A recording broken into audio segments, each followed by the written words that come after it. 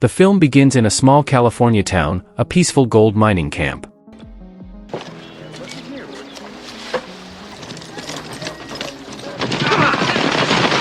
But the peace is shattered when horsemen storm the camp, attacking the miners indiscriminately and destroying homes.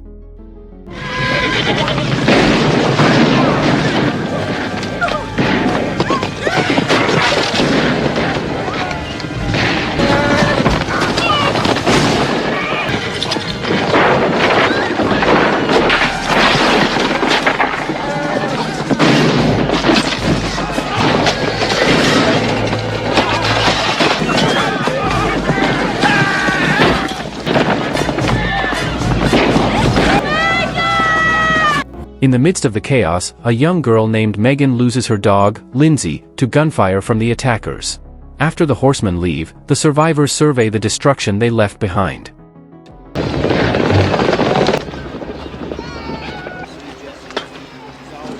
Wallowing monkey's asses. Megan, mourning her dog, is found by her mother. Anger and sadness permeate the camp as they begin to recover from the attack. Megan, still upset, buries her dog and recites the 23rd Psalm, mixing her feelings into a prayer. She expresses longing, sadness, fear, and a plea for a miracle, questioning God's presence amidst their suffering. As she prays, calm music plays, and natural scenery is shown. At the end, an ominous figure on a horse appears, hinting at future events. Please, just one miracle.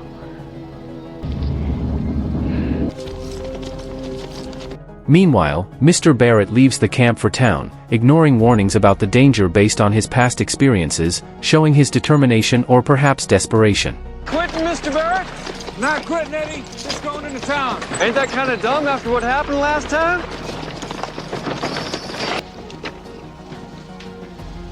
Mr. Barrett.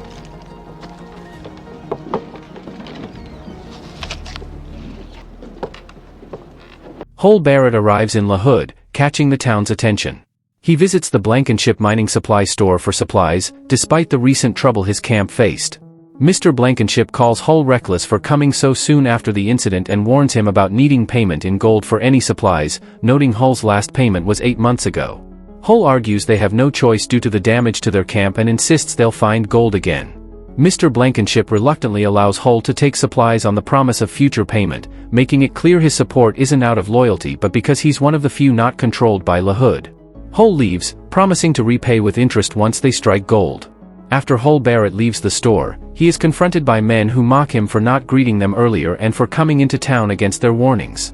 They insult him and threaten to beat him, mentioning past violence. Stay out of town a while back, too. I didn't come here to fight. Kick him again, maybe he'll come back. Come on down off of there. Get out of here. Get out of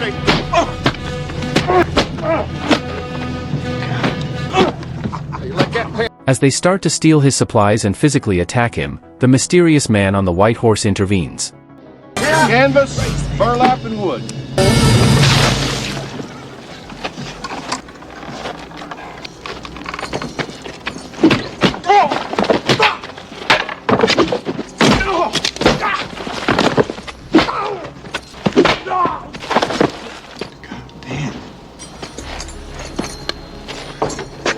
Much obliged. Hull thanks the stranger, who then leaves without a word.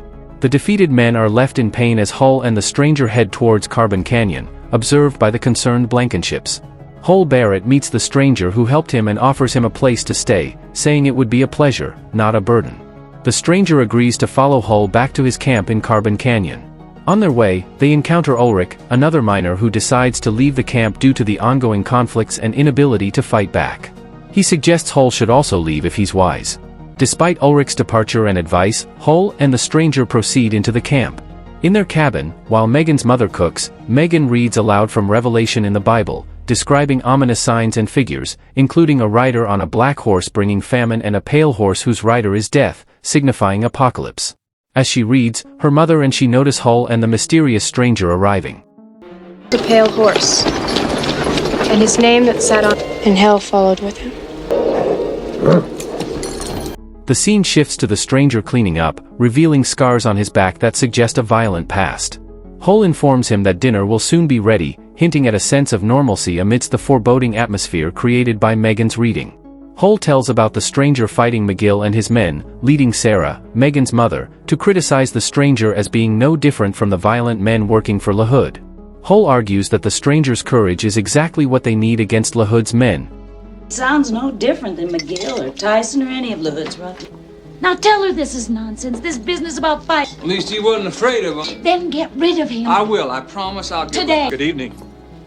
As they argue, the stranger walks in, revealing a preacher's collar, which changes the tone of the conversation. The family becomes polite, with Sarah thanking him for aiding Hull, and Megan showing a smile, intrigued by the preacher. Here, come right down here. Thank you for helping on Hull's behalf this morning. In a large mining camp, workers use high-pressure hoses to erode hillsides, funneling the debris into sluices for gold extraction. The injured thugs arrive late, explaining to their boss, Josh, that they were at the doctor's after an encounter with Hull Barrett. They clarify that it wasn't Barrett but a stranger who bested them. Surprised, Josh sends them off to work and then summons Club, a towering figure over 7 feet tall, suggesting he's considering a more formidable approach. What are you talking about? There was a stranger kind of give him a hand. He left with Barrett. He didn't stick around to chat. Big guy. McGill, take the sluice. Hull explains to the preacher about their ongoing conflict with Coy LaHood, a wealthy miner who has been exploiting the region since the mid-1850s with hydraulic mining, except for Carbon Canyon, which he also covets. Despite their legal claims being filed, LaHood's influence makes legal recourse seem hopeless. Megan, still bitter over personal losses attributed to LaHood's men, vows to stay regardless of what others do. It's the only place his crew hasn't ruined yet. The only way LaHood can take this land legally is if we leave it. Meg's grandpa's heart gave out, and I've been sort of taking care of Sarah and Megan ever since. Hull admits the ineffectiveness of law enforcement against LaHood, given his control and their lack of solid proof of his crimes. Hull, caring for Sarah and Megan after their losses and his own unfulfilled romantic hopes with Sarah, subtly seeks the preacher's help to officiate their future marriage. The preacher, understanding the complexities of human relations and Hull's situation, offers to help with work, signaling his willingness to support the community in more ways than one. Hull has been trying to split a boulder in the stream, believing it might hide gold, but refuses to use explosives to avoid harming the stream. The preacher helps him by striking the boulder with a sledgehammer, attracting the attention of Megan, Sarah, and the rest of the camp.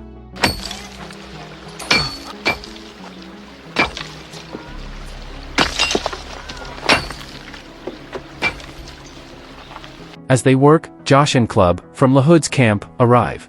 Hull introduces the preacher to Josh, who confronts the preacher about his earlier altercation with LaHood's men. The preacher insists his presence is necessary due to the sinners in the area. Club, attempting to intimidate, effortlessly splits the boulder with one powerful strike. However, when Club tries to attack the preacher, he is quickly subdued and helped back onto his horse by the preacher. You wouldn't want me to leave before I finished my work, would you?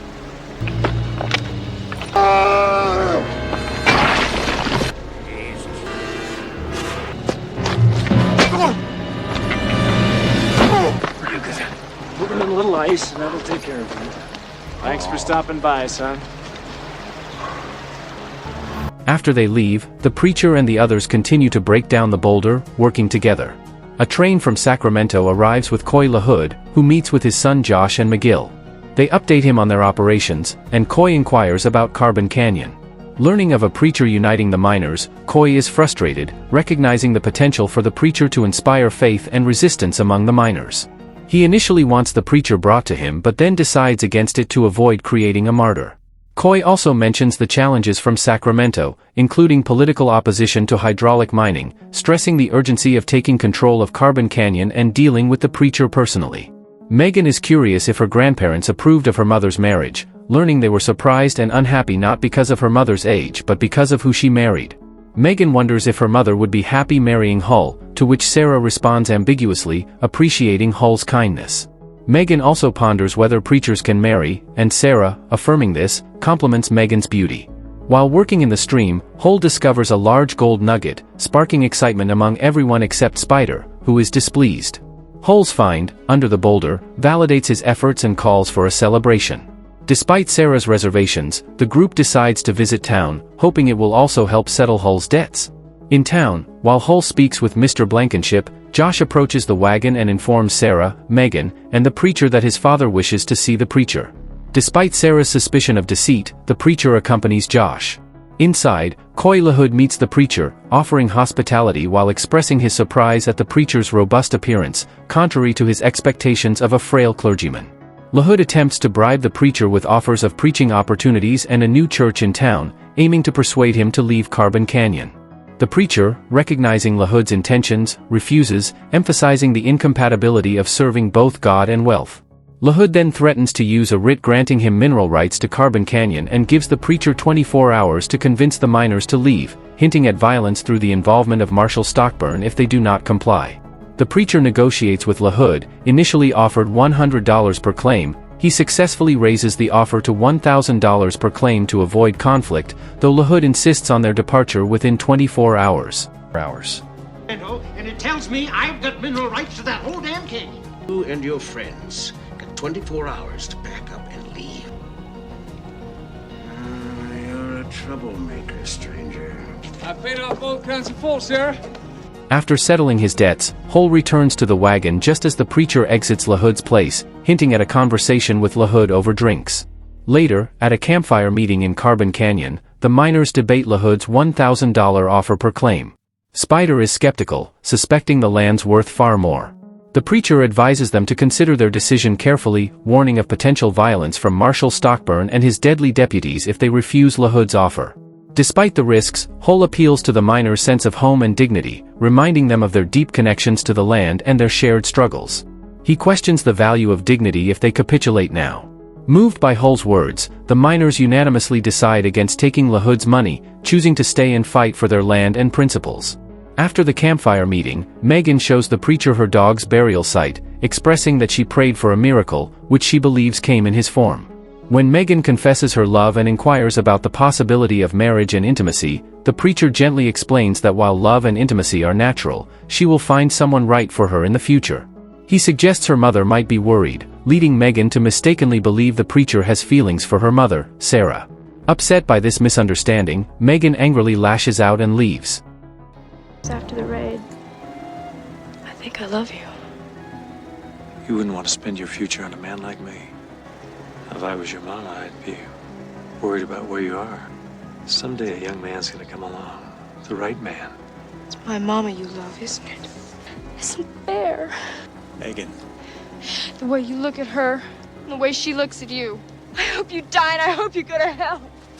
The preacher visits LaHood's mining camp to observe their operations before informing Josh that the miners have rejected LaHood's offer, and then he leaves. Shortly after, at the train station, the preacher is seen by the telegraph officer before disappearing after McGill sends a telegram to call in the marshal. The message reaches Yuba City, prompting immediate action towards the marshal's office. Back at the miners' camp, Hull discovers the preacher has left, taking his belongings with him. While Hull believes they can still manage without the preacher, Sarah criticizes the decision to refuse LaHood's offer, fearing they relied too much on the preacher's support. They were counting on him to beat LaHood himself! Their conversation is interrupted by an explosion. Investigating, they find that LaHood has dammed the creek, significantly reducing their water supply. Sarah points out that accepting LaHood's offer would have prevented this outcome, highlighting the tension and uncertainty within the camp following the preacher's departure and LaHood's aggressive move. The preacher goes to Wells Fargo & Co.'s Express to collect his guns from a safety deposit box, leaving his preacher's collar behind, revealing a past marked by violence. In Carbon Canyon, the miners, feeling defeated without the preacher, contemplate leaving after LaHood dams their water source. Despite Hull's attempt to inspire them with a false message from the preacher, their spirits are low, and they decide to give mining one last try for 2 more days. Spider, sensing Hull's dishonesty, advises him to leave with Sarah and Megan for their safety. Meanwhile, the marshal and his deputies are en route, suggesting impending trouble. Megan, feeling distant and perhaps seeking solace or action, asks Hull for permission to use the mare, which he grants without harboring any resentment towards her. Spider discovers a large gold nugget and excitedly declares himself rich, causing a stir among the miners. Meanwhile, Hull, who remains seated and detached from the celebration, apologizes to Sarah for the hardships they've faced. He suggests they have an opportunity to leave together as Spider's find indicates a turn in fortune for the miners. Hull expresses his long-standing care for Sarah and Megan, seeking a future with them. Sarah acknowledges Hull's kindness and agrees to be with him, attributing her recent stress to confusion. They contemplate starting anew elsewhere, hopeful for a fresh beginning and possibly finding another preacher to officiate their union. Megan visits the LaHood mining camp searching for Preacher and is confronted by Josh, who forcibly detains her. So tell me, what'd you really come up here for? Did I take a look around? Looks like hell. I'm wanting to take a look too. At you.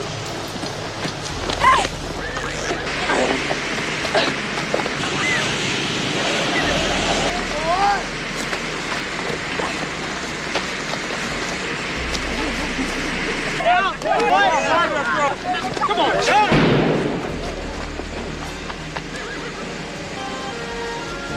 The situation escalates until Preacher intervenes from a distance, neutralizing the threat posed by Josh and his men.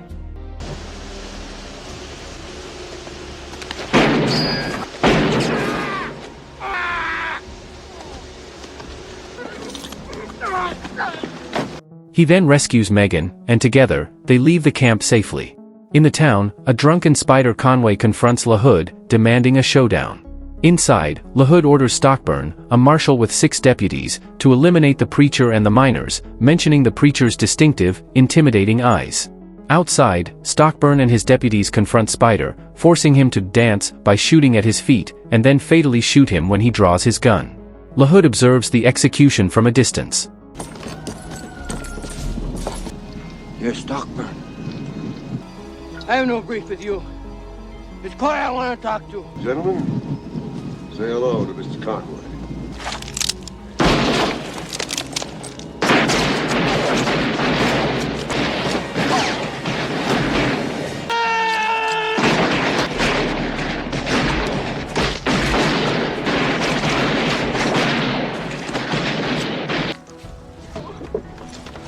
Stockburn instructs Spider's sons to convey a message to the Preacher, challenging him to a meeting.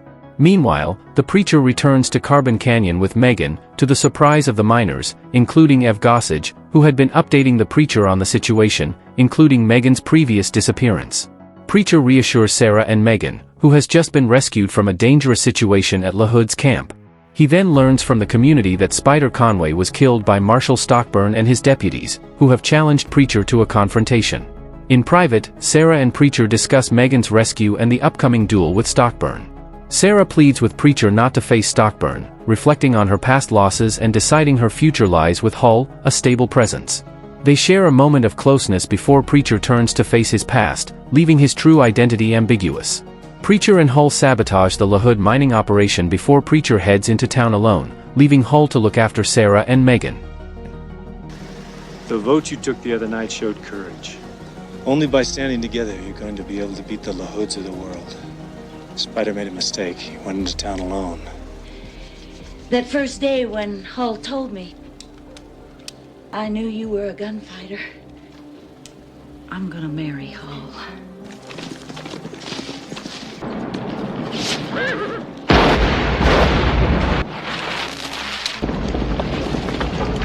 Oh, Jesus! At home, Sarah and Megan reflect on their feelings for Preacher, with Megan expressing regret at not saying goodbye. In town, Preacher faces LaHood and Stockburn's men in a cafe. After the men recklessly shoot up the place, thinking they've eliminated Preacher, he emerges unscathed and confronts them directly.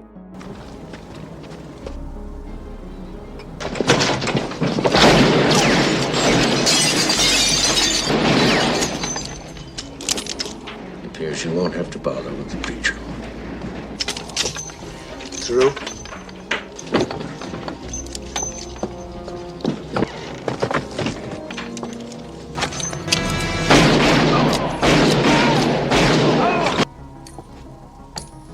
Jesus. Preacher successfully outguns the remaining assailants in a decisive showdown. Preacher methodically eliminates Stockburn's deputies in a tense showdown.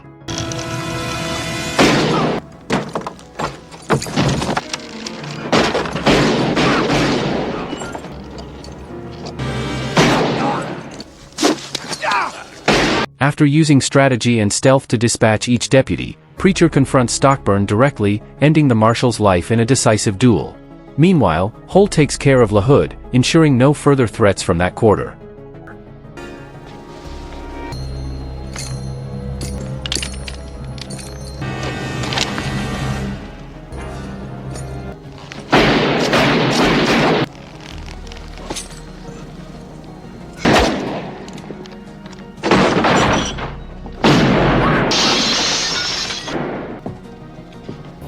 As the dust settles, Preacher leaves town, and Megan attempts to follow him but is advised against overexerting the horses. Instead, she calls out her thanks and love to Preacher, her voice carrying into the distance. Preacher's path leads him into the snowy mountains, leaving his mark on the lives he's touched but continuing his solitary journey. If you enjoyed this video, don't be shy, hit the like button, and if you disliked it, hit the dislike button twice just to be sure. You should watch the full movie. Thank you very much for watching.